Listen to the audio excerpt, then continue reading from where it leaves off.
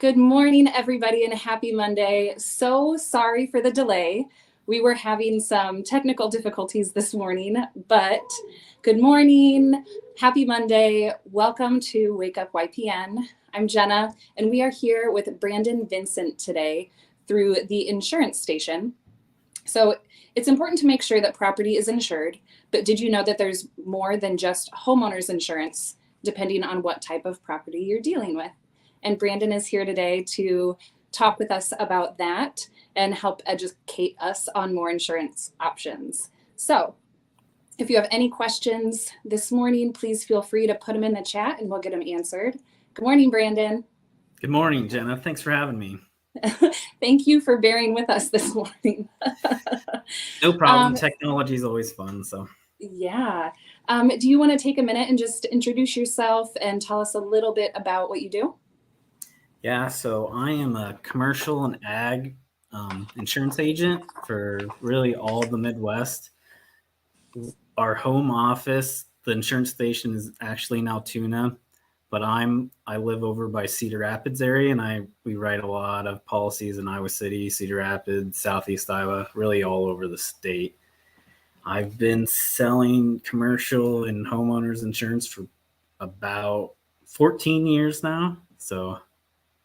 12 years now, and it's going really good. I'm glad I got into this field. So good. So you have just a little bit of experience.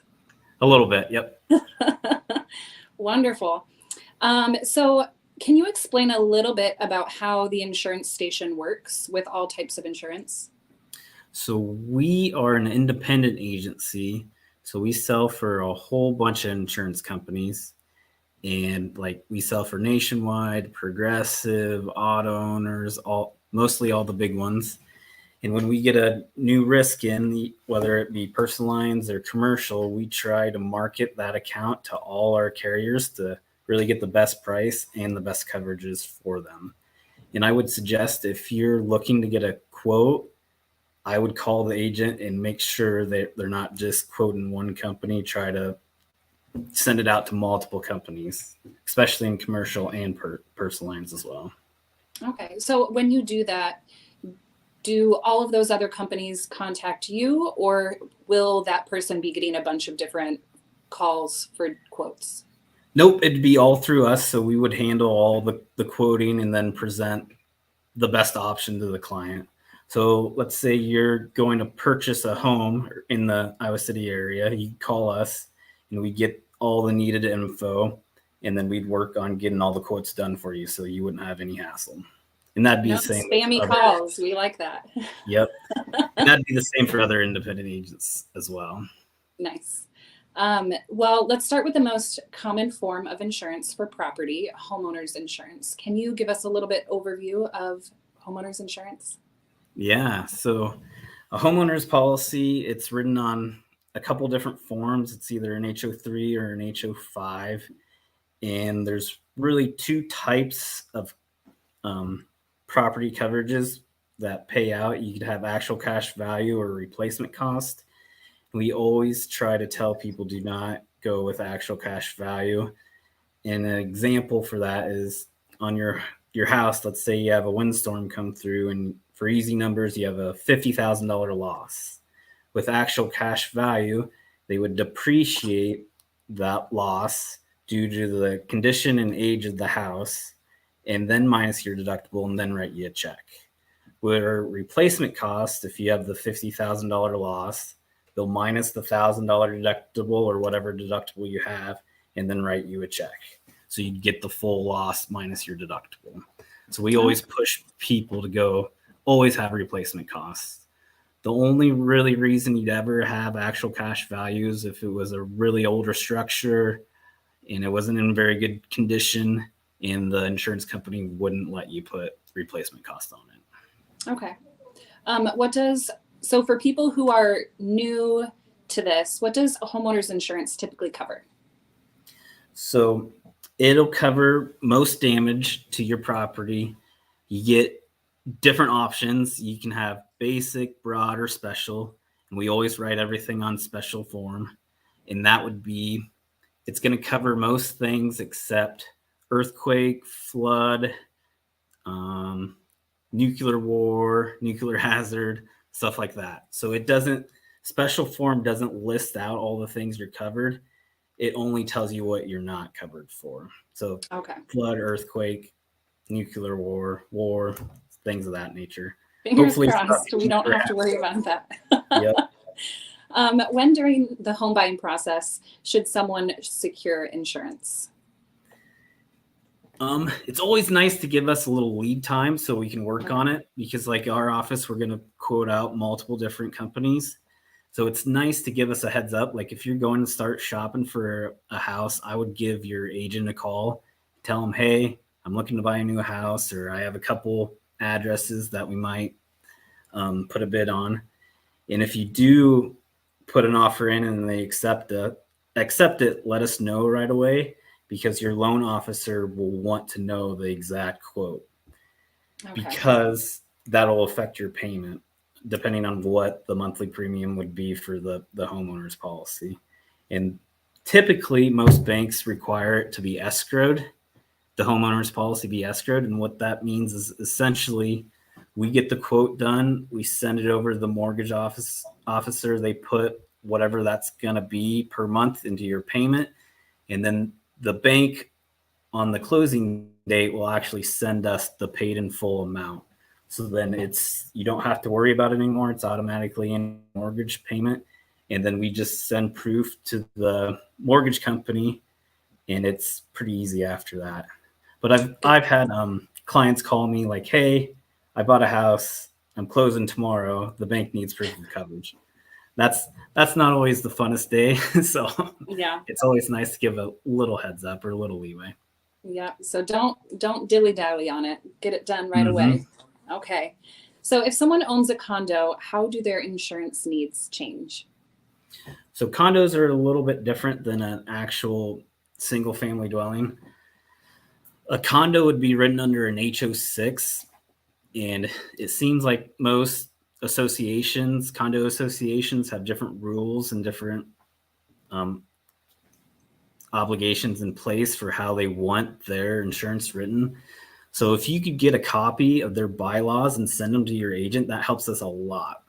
But on a standard condo, it's usually the condos association's insurance will cover studs on out, and you're responsible for studs in to coverage. So if you had a fire, your obligation would be to have enough coverage to replace the drywall, the fixtures, the carpet, everything on the cabinet, the kitchen cabinets, everything on the inside. And you want to make sure that you have enough coverage to replace all that, especially right now with building materials and labor costs. Everything's just crazy right now. And we're seeing limits, they need to go up.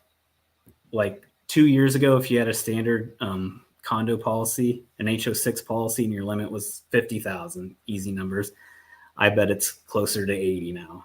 So you should really review your policy limits of how much coverage you actually have that'll pay out. Okay. No, that's very helpful. So if anybody out there has a condo, review your insurance policy. Same for just your basic homeowners policies too, for just your dwelling limit on your house. If you have, let's say 2 years ago, you had a $400,000 house and that was what your limit is, I bet it's gone up at least 100,000 to what you could actually build it today for. That's significant. Okay. We have a question that ties in really well with that. With the prices of everything going up in the world, how do we accurately calculate the replacement value? Should we call to raise it if it was calculated a few years ago? You need to keep track of that every year. In an insurance company, they have what they call an inflation guard. Usually it's typically 3% of the limit. So when your policy renews, they automatically bump your dwelling limit up 3% or 4%, whatever that insurance company does. But with recent times, 3 and 4% just are not enough. And we had one of my friends that is an agent, he had a farmer build a brand new machine shed that was fully electrical, heated, had plumbing in it, and it cost him right around $100,000, and that's what the limit he picked was $100,000. And then unfortunately, it blew down after ratio with material prices. It ended up to rebuild that same property cost him $150,000, but he only had $100,000 limit, so he had to come up with the extra $50,000 out of his pocket. And as an insurance agent, we never want that to happen. Yeah. But we have tools in place to try to accurately come up with a replacement cost estimate. So we'll help you with that. And it's typically done on square footage, like materials, and we can come up with a pretty good price on what we feel like the limit should be. Okay. Sounds good. Going back to talking about condo coverage, can you talk a little bit about the difference between an individual condo insurance policy and the condo's master insurance policy? So the condo association's policy is going to cover like it studs out. So if you have a condo association, they should cover each building separately, and they should have adequate limits that, let's say the condo association burns down. Hopefully that would never happen, but their limit should be enough to build the structure back up, and all the plumbing, all the outside landscaping and everything like that should be hopefully adequately covered. And then your policy is going to kick in and finish off the studs in. And most of the time, the condo association requires each individual to send in proof of insurance so they can kind of review it and make sure they have adequate limits. Okay. And one of the biggest coverages that we want to see on a condo is it's called loss assessment. And it's a coverage that everybody should have on their condo or on their condo policy, their HO6. And what that is, let's say the condo association does have a storm. It's not a total loss, but they have a big windstorm, and there's like $20,000 of damage that's not covered under the condo association's master policy. What would happen then, the board would then bill each condo member individually for an assessment. Whatever. Yep. Where this assessment on your HO6, your condo policy, would then kick in and pay for that. But we see some policies come in where they don't have it at all, or they have like $1,000 assessment. And I've seen condo members get assessed $10,000, $15,000 on stuff like that. Yeah. So you want to make sure you have we try to write at least $25,000 on a loss assessment coverage on under the HO6. Okay. No, and that's great information as an agent to be able to talk to potential buyers about who are looking at condos. So thank you for that piece of information. No problem. Additional insurance policies individuals should consider when insuring their property, like flood insurance or anything like that. Yeah. So one of the biggest losses we see in Iowa is water backup coverage. So if you have a basement that's finished and it has a sump pump, let's say a big storm comes through and the power goes out and your sump pump's not working anymore. So your basement, all the drains back up and your carpet's ruined, the drywall's ruined, your furniture's ruined.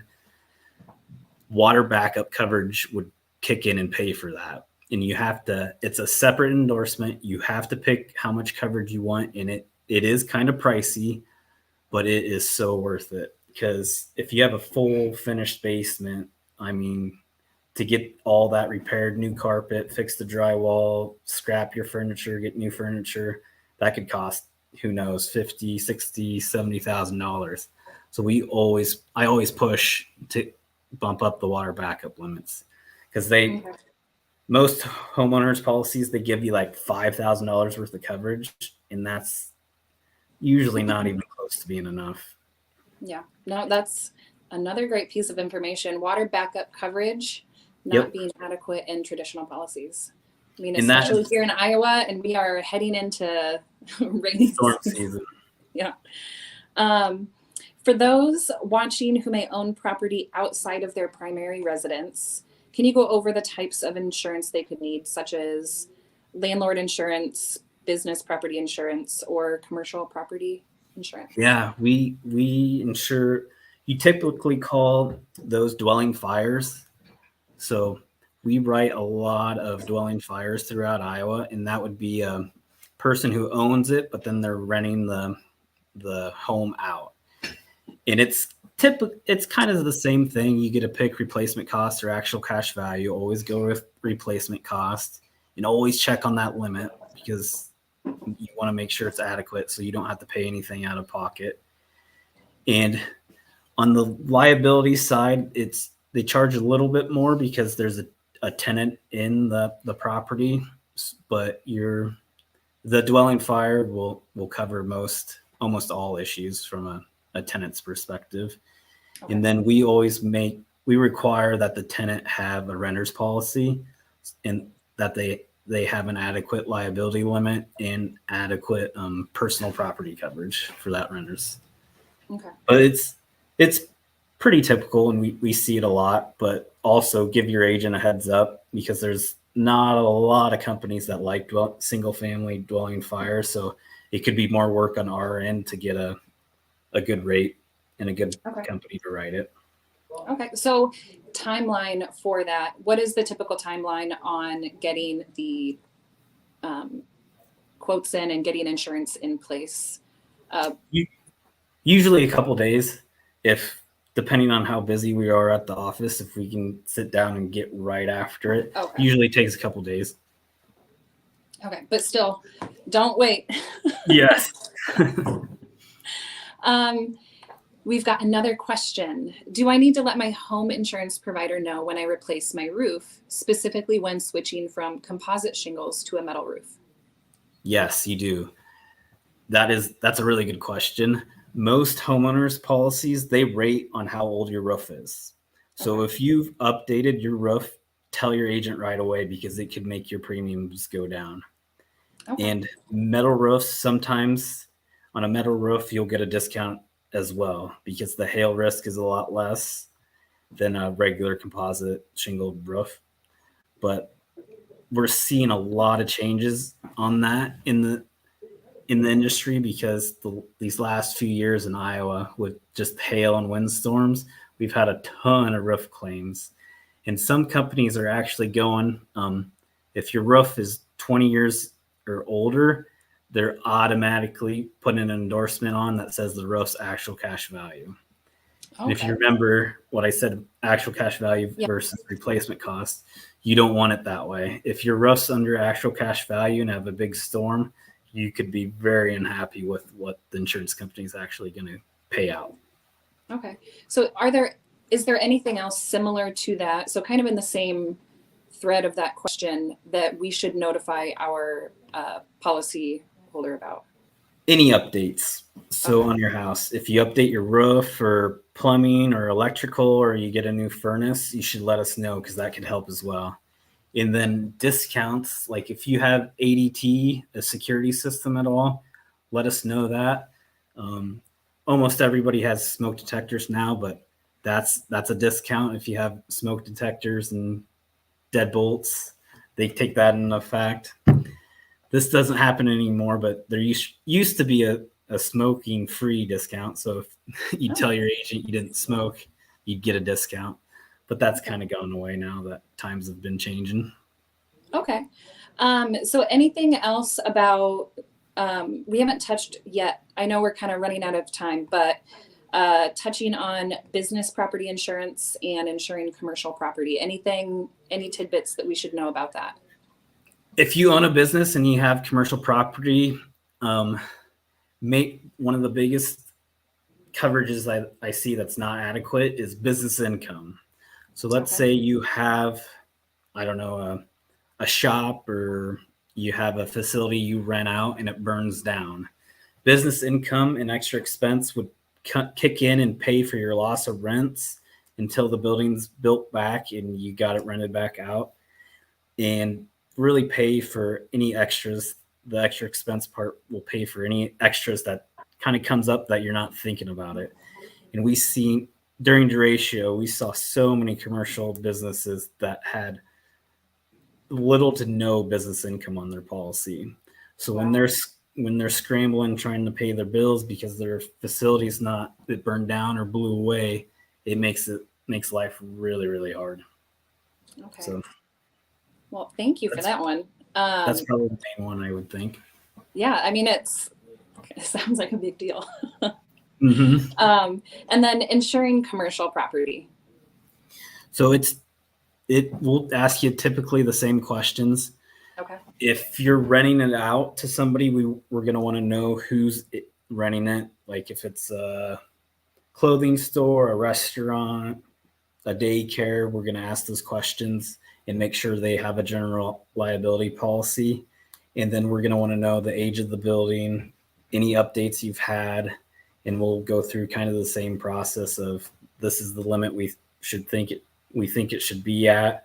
We want to have replacement cost on it instead of actual cash value. And you would need a general liability policy as well for that commercial business. Okay. And then it's easier to quote out some of those commercial properties with other companies and really get each company to play against each other to earn the business. So it can work out in your favor if you give us some lead time to get lots of quotes out there and get the companies really fighting over to earn your business instead of the other way around.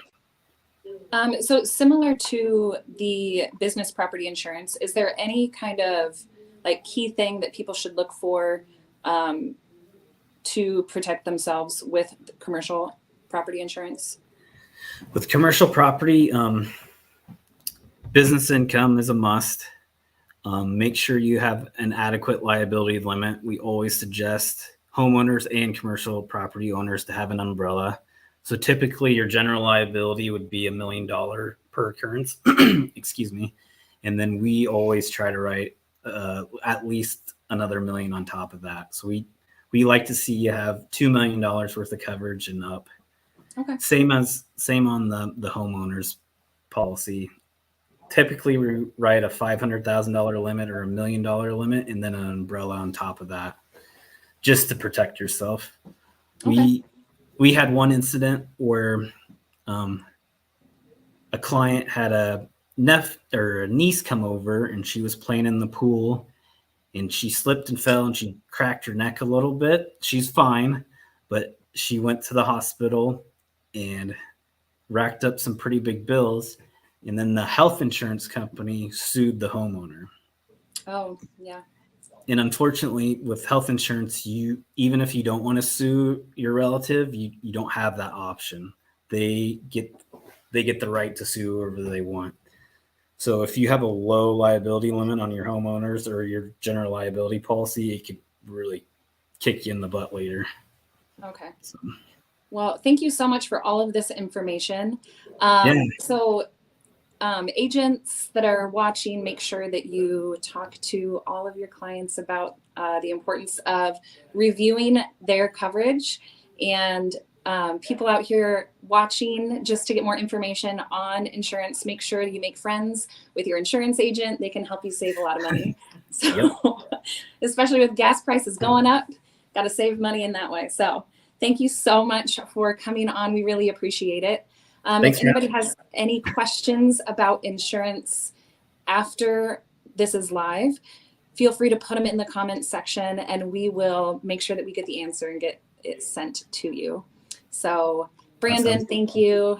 I really appreciate it. And thank you for dealing with me earlier with all the technical. No worries. Okay, everybody have a happy Monday. Thanks, Jenna.